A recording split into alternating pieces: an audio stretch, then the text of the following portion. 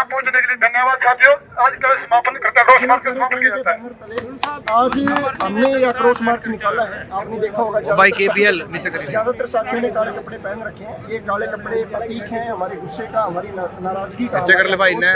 अगर सरकार इसको देखकर नहीं चेतती और पुरानी पेंशन नीति को बहाल नहीं करती तो 1 सितंबर को हम पंचकुला में एकत्रित होकर, जिसमें हरियाणा प्रदेश के तमाम जिलों के कर्मचारी, अधिकारी और तमाम संगठन शामिल होंगे, हम मुख्यमंत्री आवास का घेराव करेंगे। उसके बावजूद भी अगर सरकार कोई निर्णय नहीं लेती, लोकसभा में भी हमने वोट फॉर ओपीएस की मुहिम चलाई थी। खुले तौर पर हमने कहा था पेंशन नहीं तो वोट नहीं।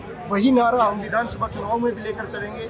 एक एक गाँव, एक एक वार्ड तक हमारे साथी पहुंचेंगे और सरकार की मुखालफत। सर, लंबे समय से आवाज उठा रहे हैं, मगर क्या लगता है कि सरकार की मंशा नहीं है? सरकार की मंशा नहीं है, हठधर्मिता है। 4-5 राज्यों के अंदर पुरानी पेंशन बहाल हो चुकी है, वहाँ की सरकार निर्णय ले चुकी है। केवल और केवल इच्छा शक्ति की कमी है। सरकारी विभागों और कर्मचारियों के प्रति जो इनकी मानसिकता है वो स्पष्ट हमें दिखाई दे रही है कि ये हमारे मुद्दों को सुनना नहीं चाहते। कल अम्बाड़ा में भी जनसंवाद में जब हमारी अम्बाड़ा की टीम ने मुख्यमंत्री के सामने अपनी बात रखनी चाहिए तो उन्होंने सुनने से भी इनकार कर दिया। इससे ज्यादा तानाशाही और क्या हो सकती है? सर, विधानसभा चुनाव भी नजदीक है तो क्या लगता है सर? देखिए, विधानसभा नजदीक है, निर्णय सरकार को लेना है। अगर कर्मचारियों को वोट चाहिए तो पुरानी पेंशन बहाल कर दे। 1 तारीख को हम जाएंगे। अगर पुरानी पेंशन बहाल करते तो धन्यवाद रैली में करेंगे, नहीं करते तो मुख्यमंत्री आवास का घेराव करेंगे। वहीं बैठेंगे, जमकर बैठेंगे जब तक आचार संहिता नहीं लगती। और आचार संहिता के बाद गाँव-गाँव, गली-गली, मोहल्ले-मोहल्ले जाकर विरोध भी दर्ज करेंगे और एक-एक कर्मचारी, अधिकारी और उनका परिवार को पुरानी पेंशन के लिए वोट करने का काम करेगा। इसके खिलाफ सर, क्या नाम आपने बताया कांग्रेस के जो नेता है वो आपके बीच में पहुंच रहे हैं, लेकिन आपको लगता है ये दुख भी शायद कांग्रेस ने ही दिया था?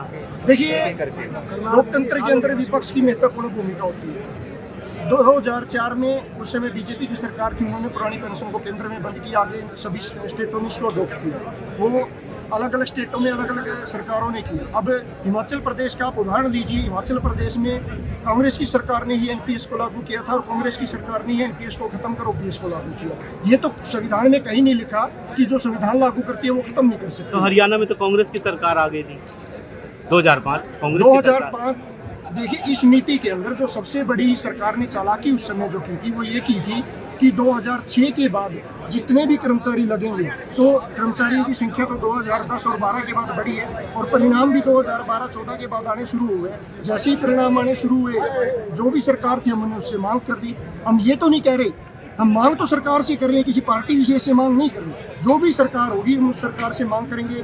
पंजाब के अंदर जब कांग्रेस ने लागू नहीं किया, हम उनका डटकर विरोध किया। राजस्थान में इनकी सरकार ने लागू कर दी, उनका हमने धन्यवाद कर दिया। आम आदमी पार्टी लागू नहीं कर रही, हम उनका भी विरोध कर रहे हैं। तो हमारी लड़ाई सत्ता से है, हमारी मांग सत्ता से है, किसी पार्टी विशेष से नहीं। या यूं समझा जाए कि अगर तीसरी बार हरियाणा में सरकार बनानी है तो ओपीएस को लाना होगा?